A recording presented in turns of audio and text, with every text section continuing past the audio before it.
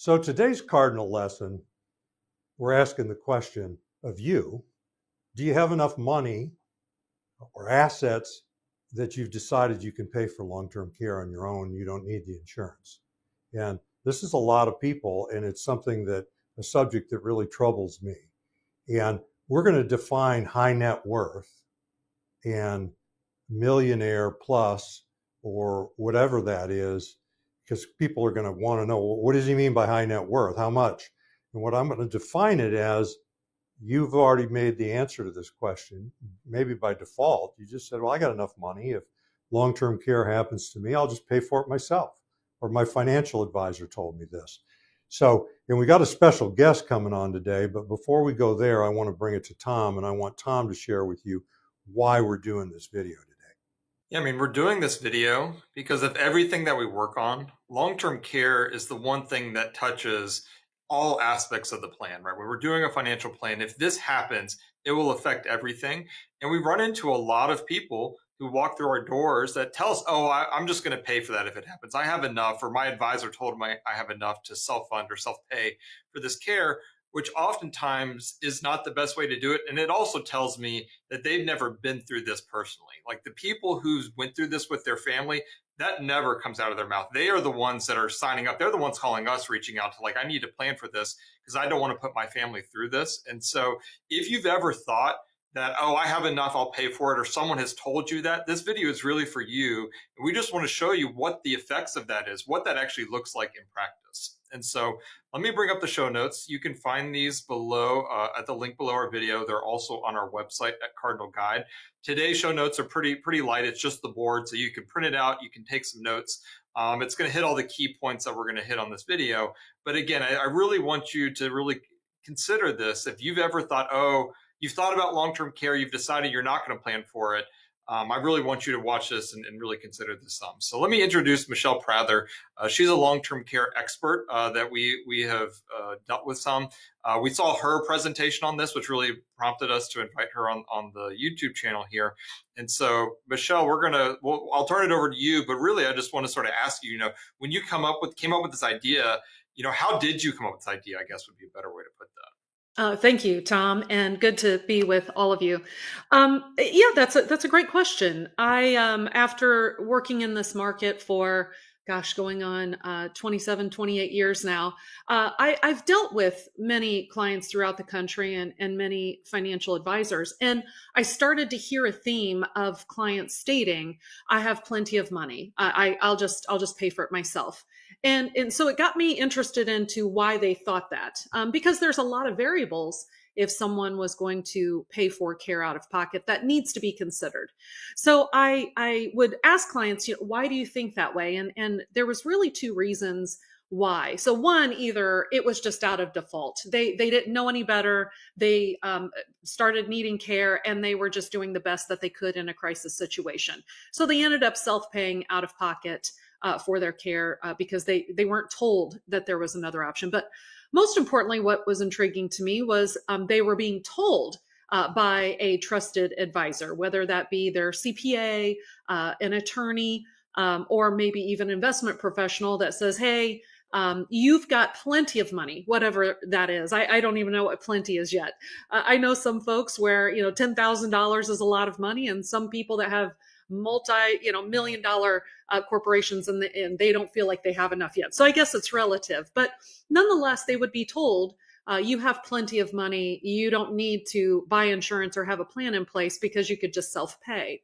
And so I don't disagree with that. They could, in a lot of these situations, pay for it out of pocket. But the question really is not, could you pay for it out of pocket? It's why would you pay for this out of pocket? So I started to dive into that a little bit as to why someone would do it or why they shouldn't, because it's just not a good, efficient or effective way to use dollars, meaning as far as taxation is concerned or other techniques that are available to them. So I'll give an example. First of all, what I found was that people would end up paying retail price. If nursing homes were to cost $10,000 a month, that means that people would stroke a check for $10,000 a month out of pocket, out of either investments or out of checking accounts until that were to run out. And is that the most efficient way? So we don't usually like to pay retail price for anything. I think maybe it's just a part of our competitive nature. Maybe let's go find a deal. Let's make our money last longer. That's called the power of leveraging, by the way. I'll talk a little bit more about that in a moment. But I will use the example of buying coffee. I'm a big coffee drinker, enjoy coffee. And if I go to my favorite coffee place and I pay $5 every day for that coffee, but today I get a pleasant surprise and they say, hey, Michelle, today your coffee is only going to cost a quarter. Am I really going to sit back and go, no, I have plenty of money. I think I'd like to pay $5 for that. Well, no, heavens no. I'm going to pay a quarter. I'm going to get excited, feel like I got a deal, and that was a pretty good day. I'm probably going to call all of my friends and family and tell them about the deal. And, come to this coffee place. You're going to get it for a coffee or for a quarter today. So I think that's where it started, was just trying to figure out what is the true cost of that, because it's not $10,000. It could eventually end up being $13,000, $14,000, $15,000 if you're paying for that out of pocket because of the ripple effect, which is what we're talking about here today, Tom. Yeah, I mean, I think that's great, and I think it hits on a lot of points, because it does, right? I mean, in my experience, when people come and say that, what's really underneath all that, if you really peeled back all the layers to when they say, "Oh, I can pay for it," they really just don't think it's going to happen to them. I mean, if they're being 100% truthful with themselves, they're saying, "Why would I pay for something that's not going to happen?" Which, if we knew that for sure, of course, that would make sense. But the problem is, no one can know that for sure. I mean, if you've watched this channel, you know my history, right? I mean, I was in my 20s and I ended up in the hospital for a month and in a wheelchair, right? No one expected that to happen, but it did, right? I mean, you're healthy until you're not. And so you need to have a plan in place to do that. So, I mean, again, I think today isn't really about the solutions. We're not going to get into any products or anything like that to look at how to solve this problem. But I just want you to really consider this and really, take this to heart of what this could look like and what the ripple effects are. And so, Hans, I don't know if you have anything else to say before Michelle goes sort of through the presentation here. Yeah, I'm the same place you are, is that this is a real problem that we have, that people have already made up their mind. Their financial advisor, perhaps, has given them a very simple way to just sweep this under the rug. Is you look at how much money you have. If this happens to you, $8,000 a month, $6,000 a month, $10,000 a month doesn't scare you. And in fact, people don't even really stay in the places that long. So you don't need to worry about that. And so people will feed that to us and it just goes unchallenged. Or if we try to challenge it a little bit, then there's this the financial advisor in the past that isn't present. It's a very frustrating thing for me. And when I was watching Michelle's video on this topic, I just said, man, I've got to convey this to our audience. We have to do that. And then we were just lucky enough to call her up, get in touch with her and ask her, and we just brought her on. And so she's going to just give it to you right now. Thank you, Hans. By the way, your folks are blessed just by having someone that's such an advocate for education and making sure that people know what's going on. So thank you for allowing me this platform to spread this message, because it is a concern. So you're correct. There's a handful of things. I mentioned one a moment ago about paying retail prices. And what I do know, especially about the high net worth folks, they don't pay retail price for anything. That's most likely how they got their wealth to begin with. These are folks that make deals. These are folks that find ways to make their pennies work like dollars. If I'm in the real estate business, let's say, most likely I'm not going to pay a retail price for that. I'm most likely going to work a deal. I'm going to negotiate. If that building is valued at $1 million, I'm most likely not going to pay $1 million at it. You make money when you buy, not when you sell it. So that's the first thing, is why would you pay retail price if you didn't have to? The second thing is, a lot of people are confused and think, well, I have plenty of assets. But this long-term care issue, it's not an asset problem. It's an income problem. It's a cash flow problem, meaning these bills start showing up. and they show up on a monthly basis. And by the way, there's not an exact end date. We don't know how long this is going to last. If we did know, then that makes things much easier to calculate, but we don't. So it could be a month or two. It could also be 20 years. We're seeing Alzheimer's at a higher rate than we've ever seen before. As a matter of fact, in the past decade, Alzheimer's diagnosis has increased 123%. That's kind of scary. So this is something that we can't calculate because there is no end date. So these bills show up monthly, which means we need income to show up monthly, but we need additional income on top of what, yourself and your spouse, if you're married, on top of what you're already obligated to spend. And by the way, in retirement, I'm sure I'm not going to shock you, Hans and Tom, with this statement, but most of the time people spend every dollar that they have in retirement. They're not saving anything more. They have already allocated that for something else. So we need something in addition to that to fill this gap, because those bills don't just go away. They're not gone just because I now need care. My husband is still living in the community and wants to see our grandchildren and do all those things that we've already obligated to do. So we need additional income. And so if we're just planning on assets, the problem is it's what kind of income are those assets able to generate at the exact moment I need it? And so that gets into the next thing. So it's an income problem, not an asset problem. So if it's an asset problem, an income problem, are we able to time our illness with the market? Right? So that's another variable with paying for this out of pocket.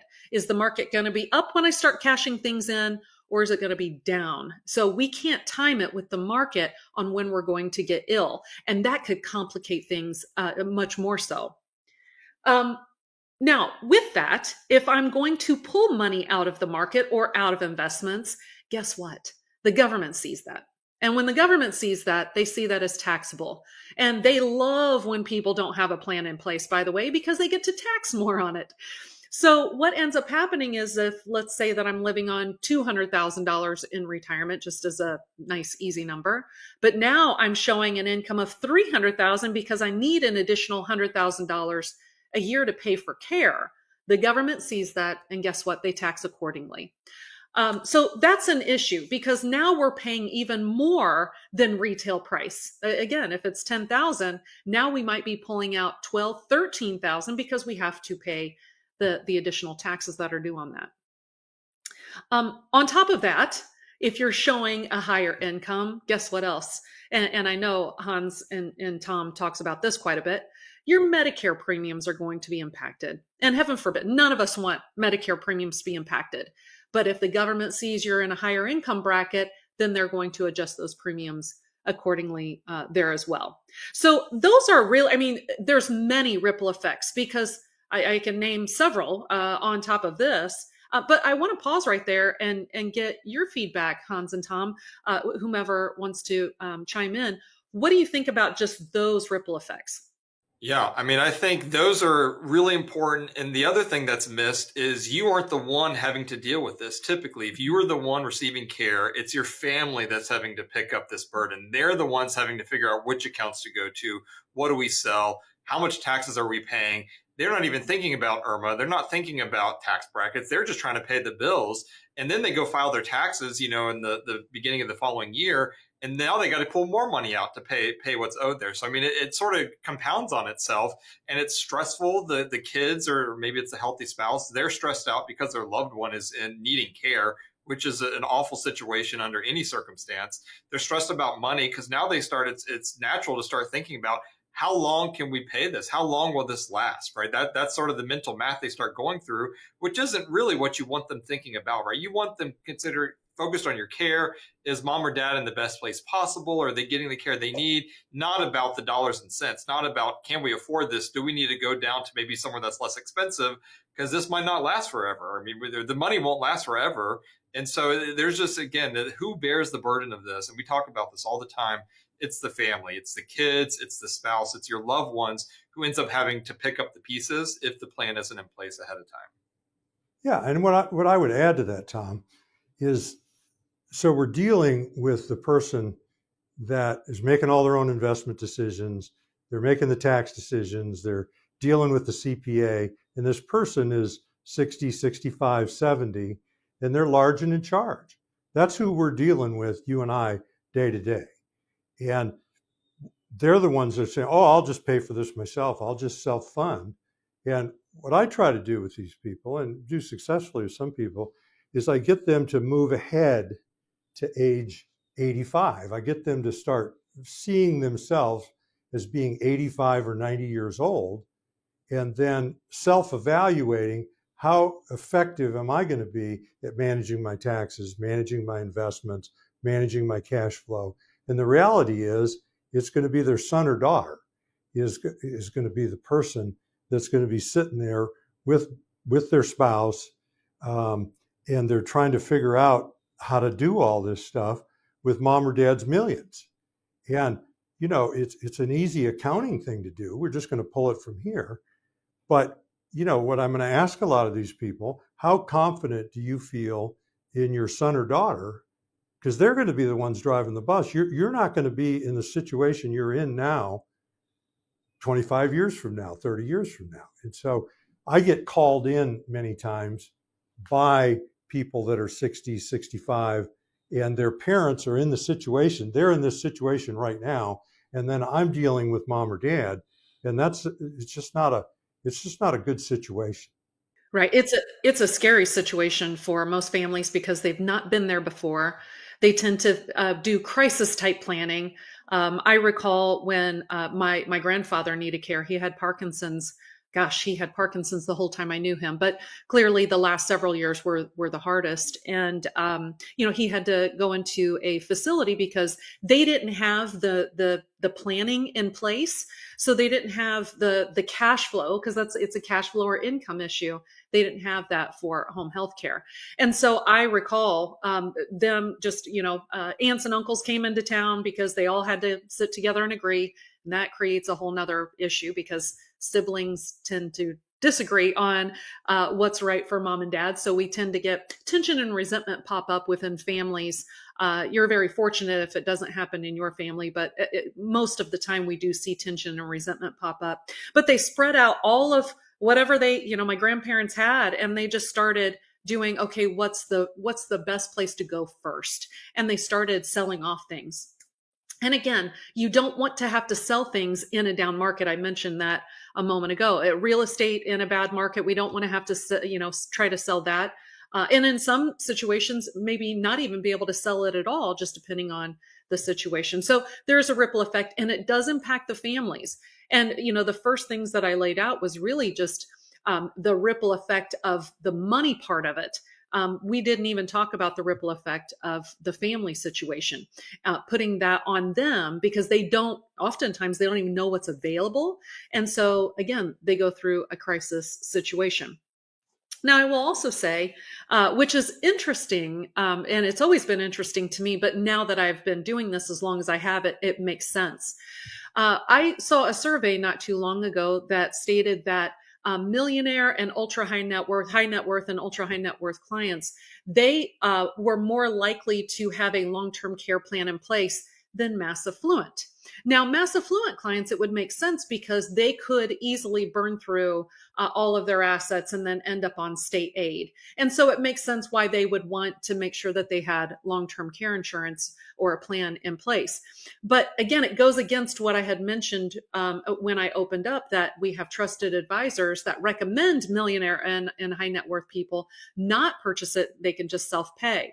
But the intelligent, smart planners of millionaire and high net worth clients, they seek it out. And it's because of the other things that it provides. So they are very wise when it comes to taxation and how to avoid it legally. They should be avoiding that legally, of course. And so they understand that. They go after strategies that are more tax efficient or, gosh, even tax free. That's very appealing. But they're always looking for tax blessings because they know that their money works bigger, which leads me to the second thing that they look for.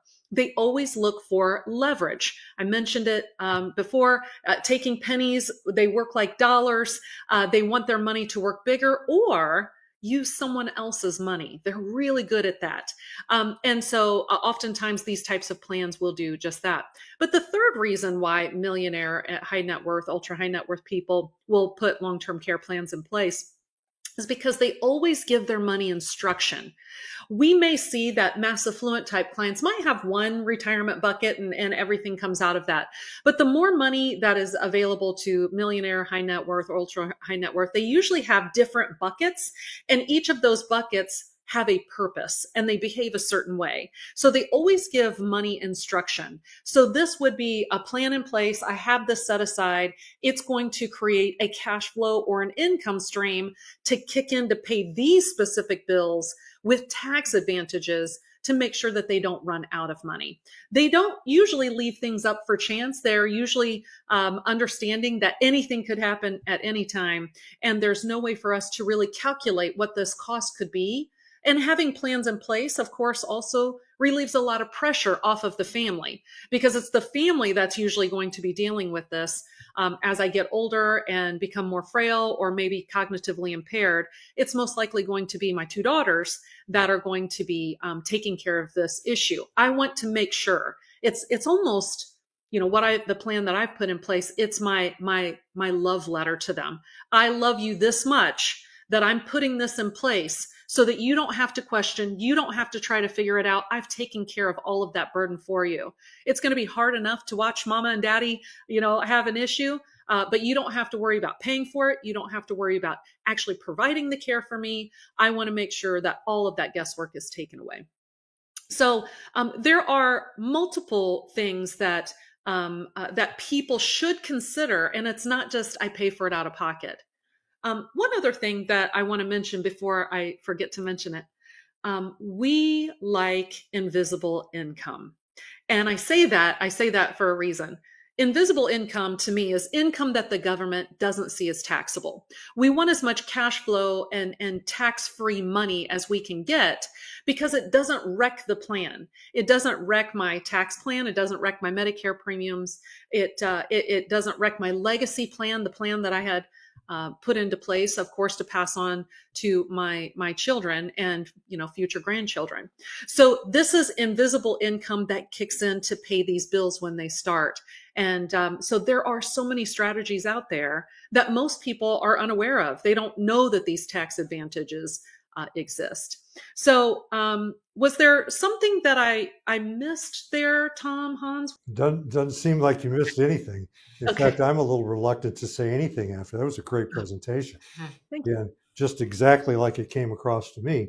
I mean, what our business is, Tom and me, is helping people that are in the 60s typically.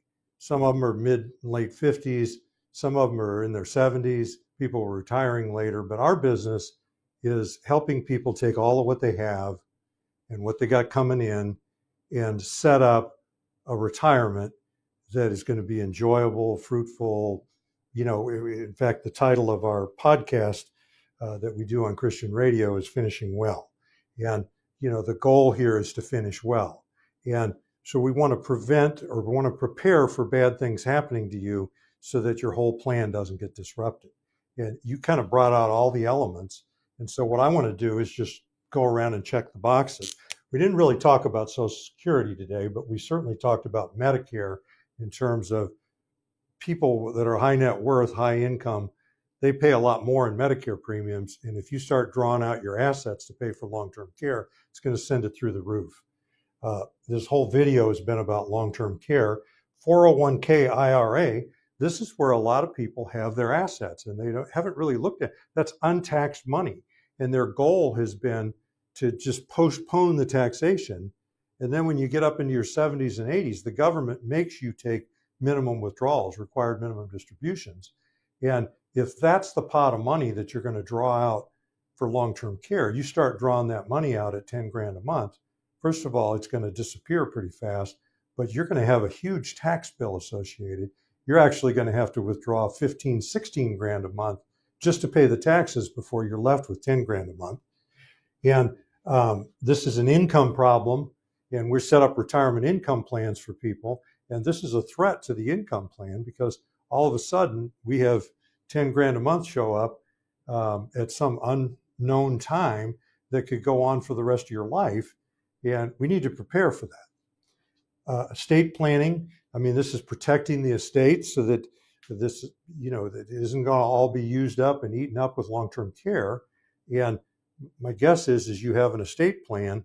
If you don't already have one, we can help you prepare one that your assets are going to transfer to the next generation in a very efficient way. And if you start having to pull out all those, you're going to mess up the estate plan and the tax plan. And then, of course, taxes. So Tom and I are both CFPs, which is a little odd working in the Medicare market. There aren't a lot of CFPs that do Medicare insurance.